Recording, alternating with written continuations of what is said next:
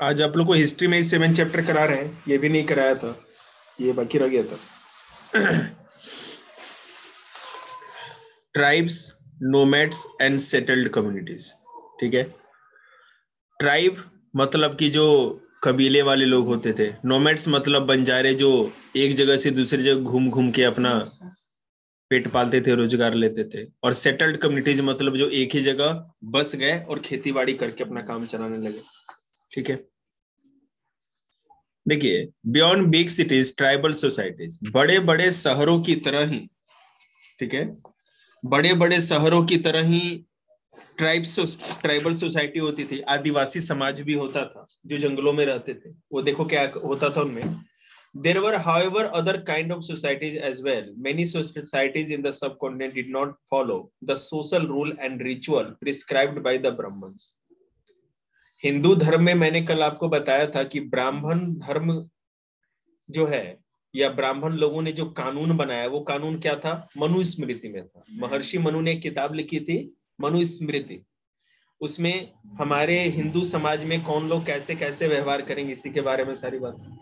ठीक है, सो अगर हम ट्राइबल सोसाइटी की बात में करें तो इनको बेटा ट्राइबल्स इसलिए कहा जाता था क्योंकि ये हिंदू धर्म का या हमारे समाज के नियम को नहीं मानते थे।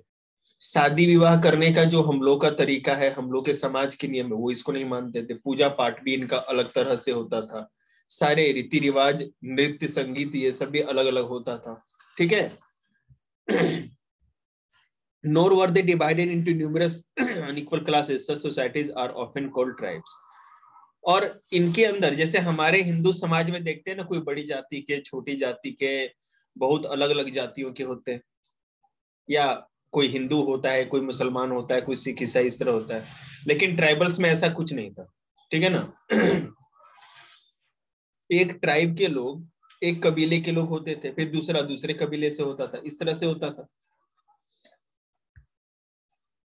Members of each tribe were united by kinship bonds. Many tribes obtained their livelihood from agriculture.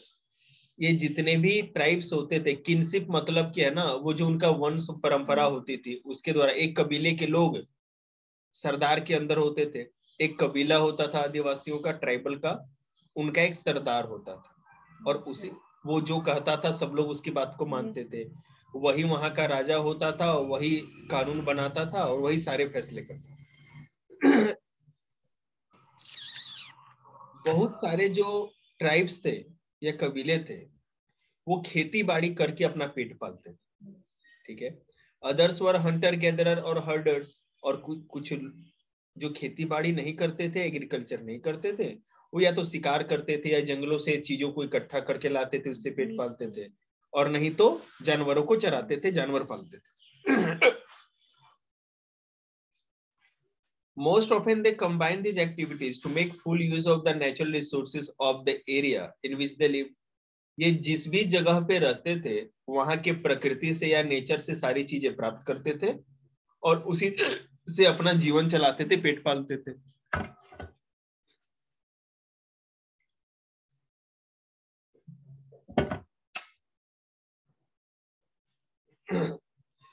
देखिए, some tribes were nomadic and moved from one place to another. Nomad मतलब होता है बंजारा। बंजारा मतलब जो कभी एक जगह ठहरते नहीं, ये गावड़ियों वाले हैं ना, कभी एक जगह रहेंगे फिर दूसरी जगह चले जाएंगे। हाँ बिल्कुल उसी तरह से। तो नोमैड्स लोग जो होते थे या बंजारे लोग जो होते थे, वो एक जगह से दूसरी जगह तक घूमते फिरते रहते थे, जहां उनके पशुओं के लिए या जानवरों के लिए पॉस्चर लैंड, या मतलब जो चारागाह होता था, चारा जहां मिल जाता था। ठीक है, a tribal group controlled land and pastures jointly and divided these amongst household according to its own rule. जितने भी ट्राइबल ग्रुप होते थे, ठीक है, या आदिवासी समूह होते थे, वो चारागाह या चारे की उपलब्धता है ना, या उसकी एबिलिटी के ऊपर डिपेंड करता था, लैंड के ऊपर डिपेंड करता था, और वो अलग अलग लोग अपने को ये बांट लेते थे, अपने आप में अलग अलग ट्राइब्स में बटे होते थे। अब कुछ ट्राइब के बारे में बात करें many large tribes thrived in different part of the subcontinent. Thrive का मतलब होता है THRIV, थ्राइव का मतलब होता है अपने आप को पालन पोषण करना, पेट पालना। तो बहुत बड़े बड़े जो ग्रुप होते थे ट्राइब्स के, वो भारत के बहुत अलग अलग जगहों में फैले हुए थे। They usually lived in forest, hills, desert and places difficult to reach. वो जंगलों में, पहाड़ों में, रेगिस्तानों में और ऐसी जगहों पे रहते थे जहां पर कि सब लोग आसानी से नहीं पहुंच सकता था। बोल बेटे ऋतिक।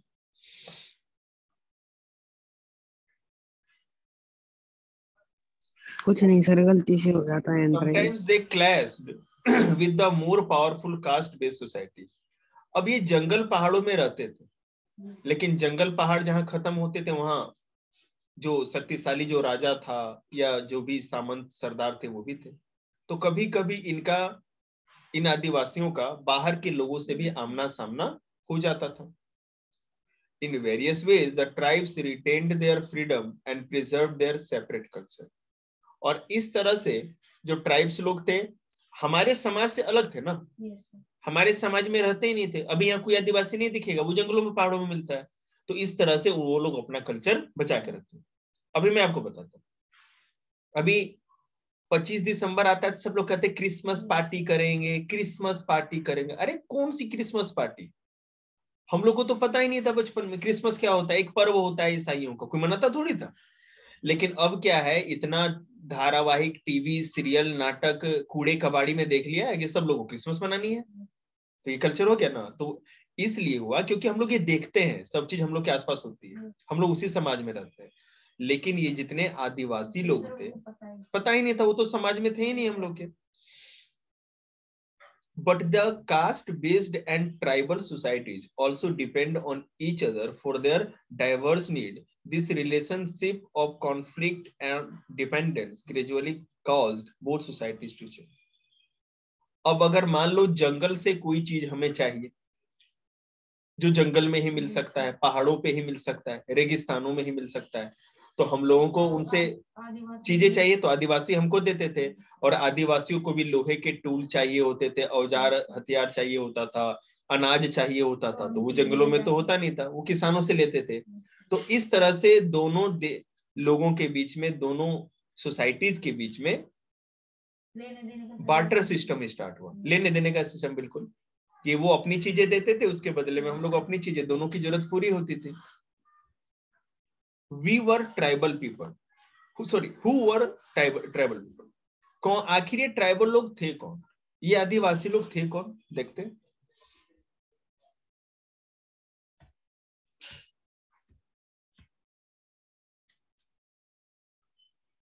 देखो,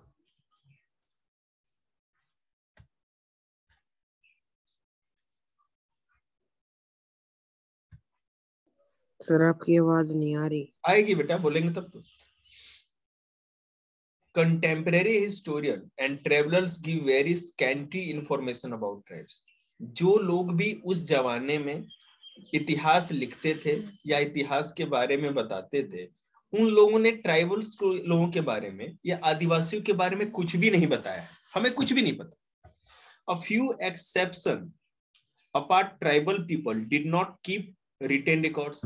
कुछ जगह है भी, लेकिन कुछ हमें जानकारियां मिलती भी हैं, लेकिन रिटन रिकॉर्ड नहीं है, कोई भी किताब या बुक नहीं लिखी गई इनके बारे में।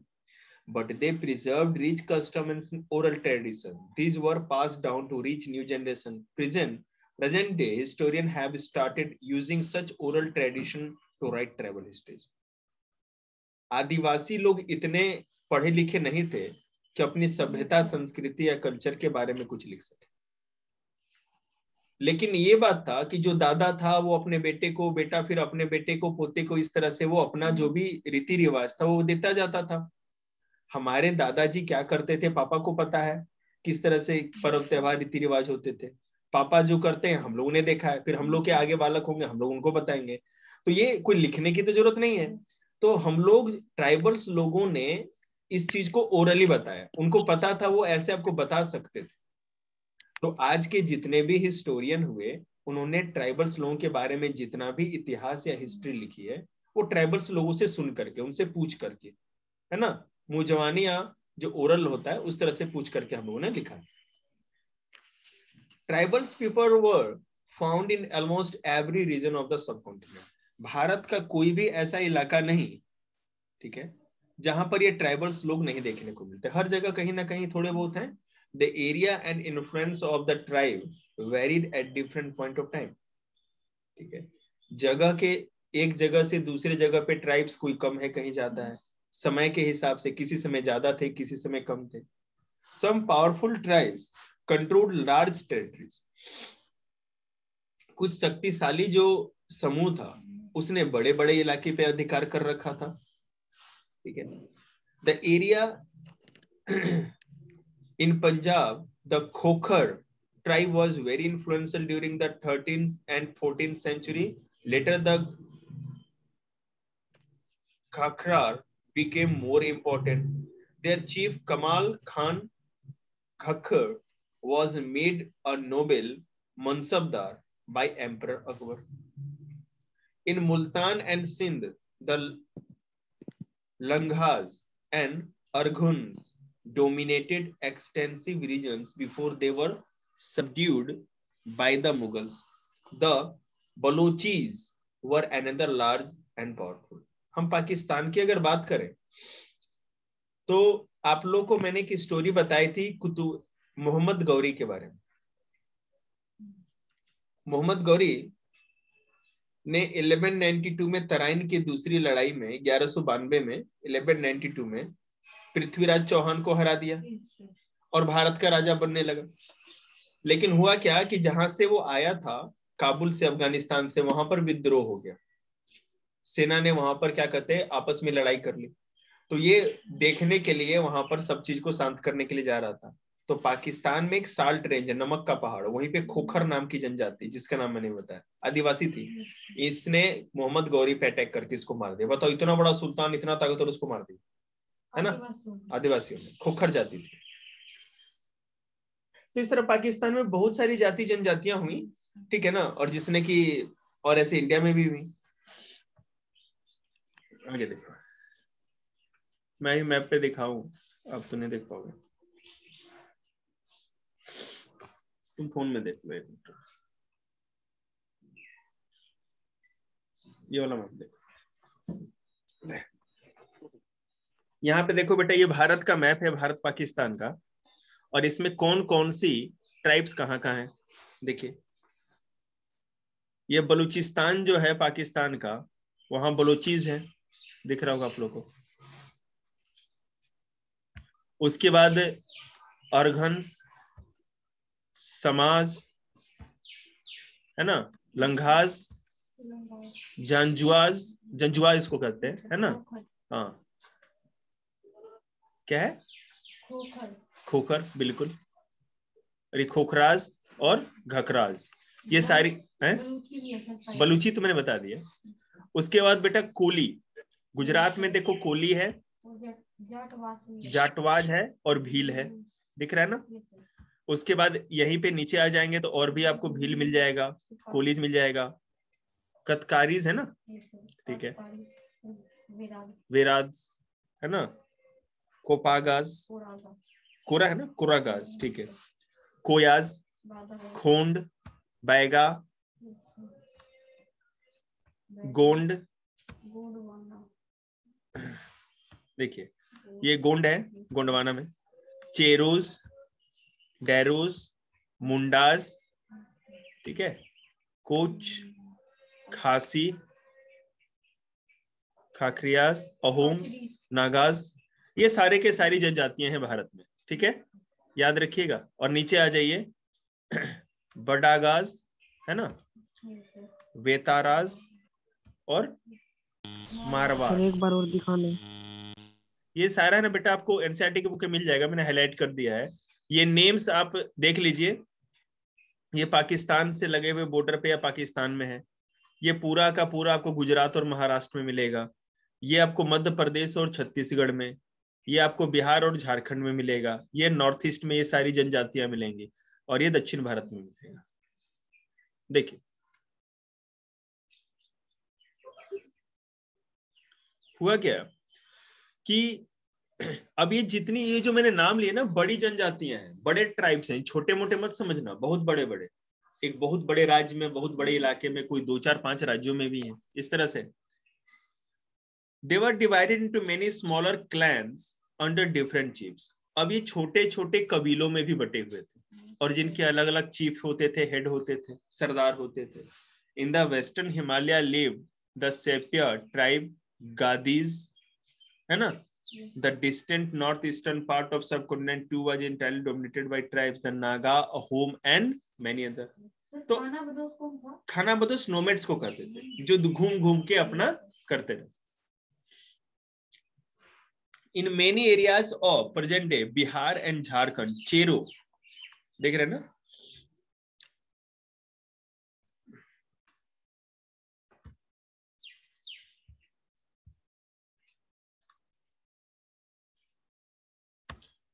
देखो बिहार और झारखंड में चेरो नाम का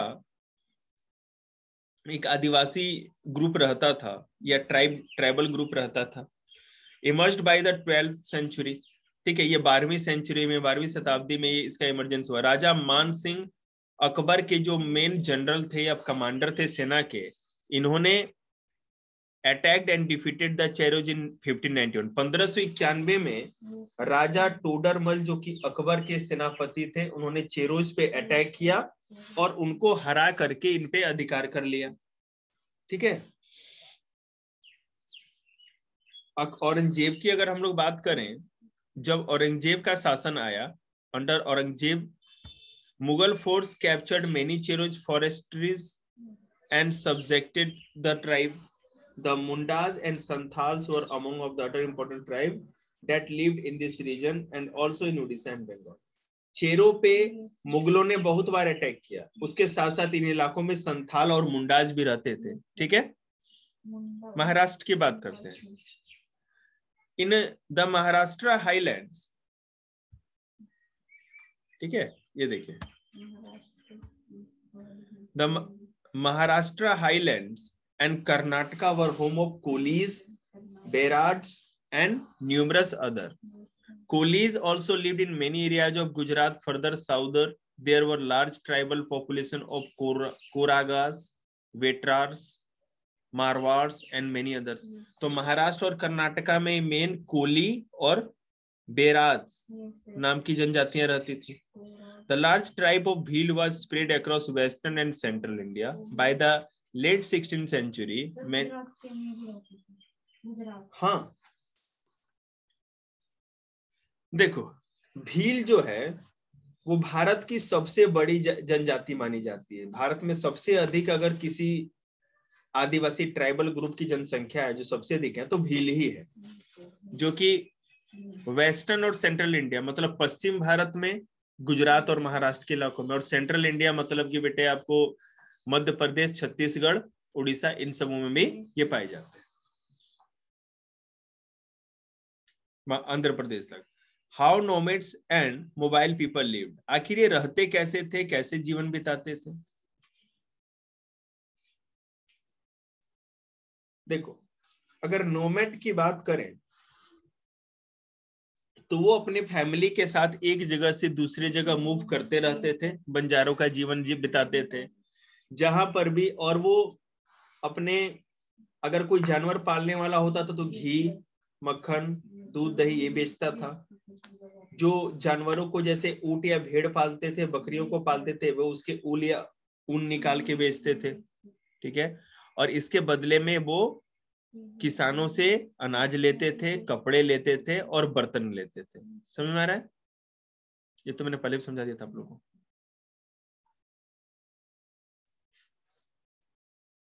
इसके साथ साथ एक काम ये भी करते थे, नोमैड्स क्या करते थे कि कुछ जगहों से सामानों को खरीद करके दूसरे जगहों पर उसको बेच देते थे जहां ज्यादा फायदा होता था। आपने भी देखा होगा ना, कपड़ों के बर्तन लेने के लिए औरतें घूमते रहती हैं, वो बंजारे ही होते हैं। वो क्या करेंगे कि आपसे कपड़े पुराने ले लेंगे और उसकी गुदड़ी गुदड़ी सिल के तरह तरह की चीजें घर पे बनाते हैं वो, और उसको बेचते हैं और आपको उसके बदले में बर्तन देते हैं। और वो बर्तन कोई घर में थोड़ी बनाते हैं, वो बर्तन भी कहीं ना कहीं से खरीद के लाते हैं और उसके बदले में आपको बेचते हैं।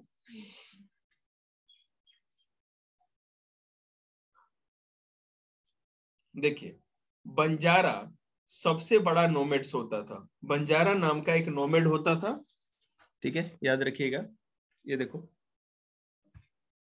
ये सबसे बड़ा नोमेड था। इसके बारे में देखो, इनका जो कारवां, कारवां मतलब समझते हैं ना, जो पूरा काफिला जाता है, वाज कॉल्ड टंडा या Tanda. Sultan Alauddin Khilji used the Banjara to transport grains to the city market. ये अलाउद्दीन खिलजी के बारे में पढ़ाया था। ये है ना, अनाजों को एक शहर से दूसरे शहर भेजने के लिए बंजारों का यूज करते थे। जहांगीर जो थे, उन्होंने अपनी मेमोरीज में या बुक में लिखी थी, डायरी में, कि that the Banjaras carried grain on their बुllocks from different areas and sold it in towns. They transported food grain for the Mughal army during military campaign. With a large army, there could be 1 lakhs bullocks carrying grain. अगर मान लो जहांगीर भी बोलता था कि ये जितने बंजारे हैं बड़े काम के। जब भी युद्ध होता था, मुगल सेना कहीं जाती थी, मुगलों की सेना, तो भाई सेना जाएगी तो उसके रसद पानी का, खाने पीने का, ये भी जाते थे। तो लार्ज आर्मी हो, बड़ी आर्मी हो ना, तो 1 लाख बैलगाड़ी होती थी जिस पर कि बंजारे मिलके जाते थे। हाँ, सारे लाद के ले जाते थे। देखिए, पैसे भी लेते थे सरदारों से और राजाओं से। राजा उनको गोली ना दे देगा, पैसे लेंगे वो। माने ठीक है, थोड़ा बहुत मिलता था, लेकिन ऐसा भी नहीं है। राजा को कौन पैसा लेगा राजा से? राजा को टैक्स देंगे ना, पैसे क्या लेंगे? देखिए, many pastoral tribes raised and sold animals such as cattle and horses, so the prosperous people to the prosperous people. Different caste of petty paddlers also travel from village to village. They made and sold wares such as ropes, reeds, straw matting, and coat sacks. Something medicine acted as wandering merchants. There were caste of entertainers who performed in different town and villages for their livelihood. देखो होता क्या था, पशुओं के मेले लगते थे, जानवरों का है ना मेला लगता था, फिर वहां पर ये अपने जाके जानवरों को भी बेचते थे, जानवरों की चीजों को बेचते थे। आपने देखा है ना, वो करतब सर्कस की तरह करतब दिखाने वाले होते हैं। तो ये लोग जो नोमैड्स होते थे या बंजारे, ये करतब दिखा करके भी लोगों से उसके बदले में पैसे लेते थे। आगे देखिए, अब आगे जाके इनके सोसाइटी में, समाज में कुछ परिवर्तन हुआ, चेंज हुआ। Changing society, new caste and hierarchies. Hierarchy क्या लिखा गया उसमें? नई जातियों और श्रेणियां। देखिए, as the economy and the needs of society grew, people with new skills were required. Smaller caste और जातिज emerged within varnas. पहले हिंदू धर्म में 4 वर्ण थे, ब्राह्मण, क्षत्रिय, वैश्य और शूद्र। ब्राह्मण का काम था पढ़ना, पढ़ाना और पूजा पाठ कराना। क्षत्रिय का काम था राजा बनेगा और राज्य की रक्षा करेगा, माने कि सेना का काम करेगा। वैश्य या तो खेती करते थे, नहीं तो व्यापार का काम करते थे, और शूद्र और अलग तरह का काम करते थे। आगे जाकर के हमारे समाज में इन 4 वर्णों के अलावे भी जातियां होंगी, जैसे लोहार, कुम्हार, बढ़ई, है ना, कारपेंटर, इस तरह की छोटी मोटी जातियां जो कि काम करते थे।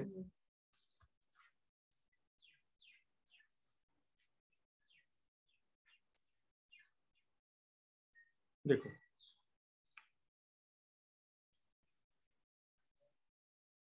एक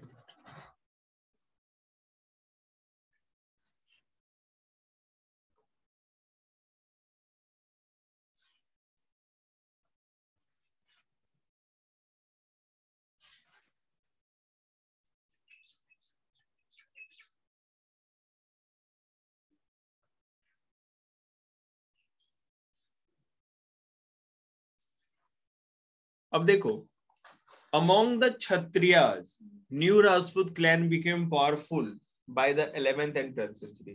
11वीं या 12वीं शताब्दी में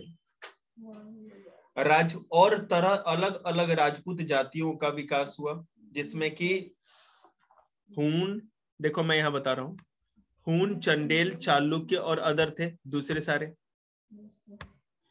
Some of these two had been tribes earlier. इससे पहले ये बंजारे ही थे, आदिवासी ही थे, लेकिन इन लोगों ने अपने आप को क्षत्रिय कह लिया, सेना बना ली और राजा की तरह रहने लगे। Many of these clans come to be regarded as Rajput, और ये अपने आप को राजपूतों से ही बताने लगे कि हमारे पूर्वज राजपूत ही थे। They gradually replaced the older rulers, और इन्होंने धीरे धीरे क्या किया कि जो पुराने शासक थे या राजा थे उनको वहां से हटा दिया। Especially in agricultural area, here a developed society was emerging and rulers used their wealth to create powerful state. और यहाँ पे धीरे धीरे उन्होंने खेती बाड़ी को अपना लिया, यहाँ के सारे सिस्टम को बदल दिया, समाज परिवर्तित हो गया और यहाँ पर से ही वो अपनी धन दौलत बनाने लगे, राज्य की स्थापना कर ली, बड़े पावरफुल राजा बन गए। शक्तिशाली राज्यों को निर्माण भी कर। बिल्कुल। The rise of Rajput clan to the position of rulers set an example for the tribes people to follow. Gradually, with the support of the Brahmanas, many tribes become part of the caste system, but only the leading tribal family could join the ruling class. A large majority joined the lower jatis of caste society. देखो, आदिवासियों में से भी या tribal groups में से भी सभी लोग राजा नहीं बन गए, कुछ लोग राज परिवार में आए, राजा बने, नहीं तो अधिकतर छोटी जातियों के रूप में ही रह गए। नीच जाति जिन समाज में उनको कहा जाता था ब्राह्मणों के द्वारा, बढ़ई का, कुम्हार का, लोहार का काम करने वाले, इस तरह उनको माना जाता था।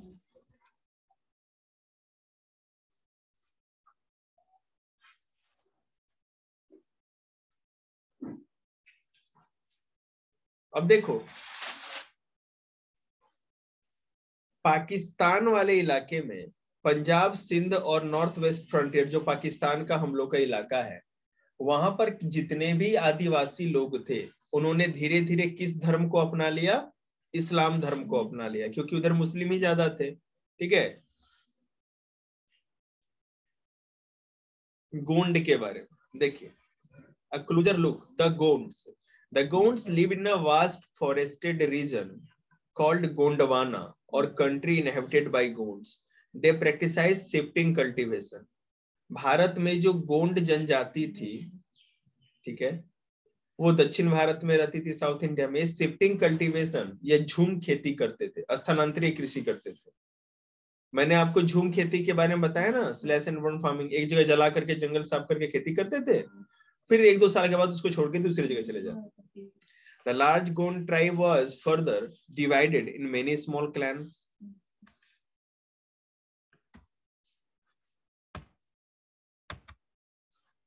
ठीक है।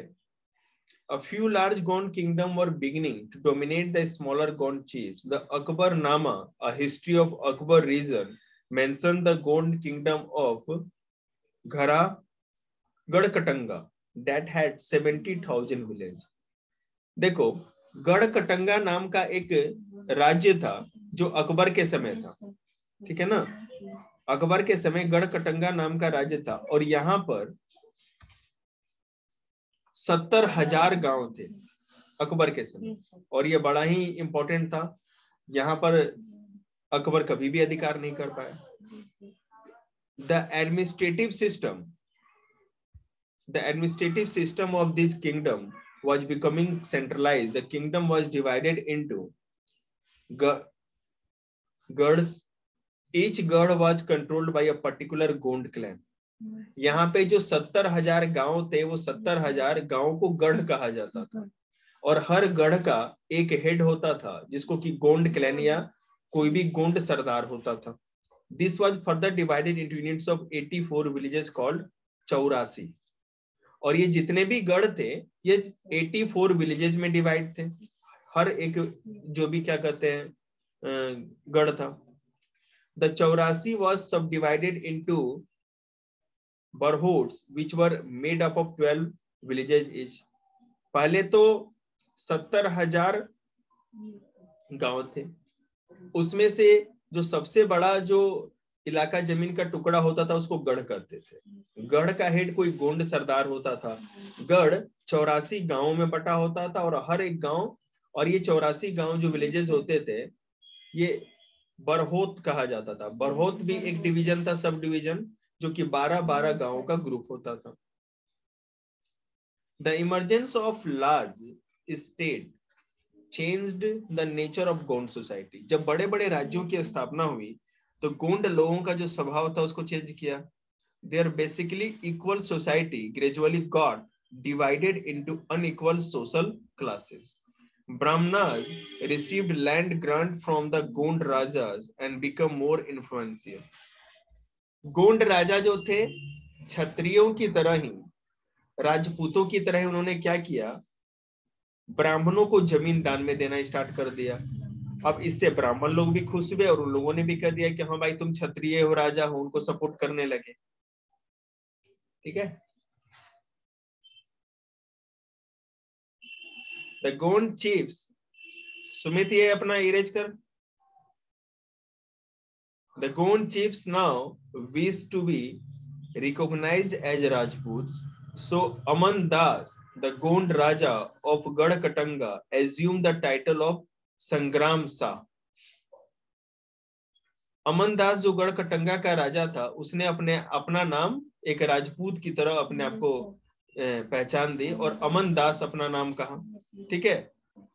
एज्यूम द टाइटल ऑफ संग्राम शाह, और आगे अमन दास नाम था उसका, संग्राम शाह अपने आप को कहने लगा। देखो यहाँ लिखा हुआ है, his son Dalpat married princess Durgavati the daughter of Salbhan, है ना, द चंदेल राजपूत राजा ऑफ महोबा। महोबा के चंदेल राजा जो थे उनकी बेटी दुर्गावती थी, उन्हीं से शादी संग्राम शाह ने किया। ठीक है। और दुर्गावती बहुत ही बहादुर औरत थी। अकबर के समय में जब दलपत मारे गए early, Rani Durgavati was very capable and started ruling on behalf of her 5-year-old सन वीर नरियन। देखिए क्या हुआ, जब राजा मर गए तो उनकी रानी जो दुर्गावती थी अपने 5 साल के छोटे बच्चे जिसका नाम वीर नारायण था उसके नाम पर शासन करने लगी। वही रानी ही अब पूरे गढ़कटंगा का शासन कर रही थी। गढ़कटंगा मतलब गोलकुंडा, ये जो आपका ये है यहाँ पर लिखा है, आप लोग को हाईलाइट कर देते समझ में आएगा। इस चैप्टर को याद रखना, हम लोग यहीं तक रखते हैं। ठीक है। इसके बाद हम लोग क्या करते हैं, नेक्स्ट दिन जब भी एसएसटी की बारी होगी तो करेंगे। आप लोग को होमवर्क में सेंड कर दूंगा, वो घर से करके ले आना। आज इतना ही रखते हैं।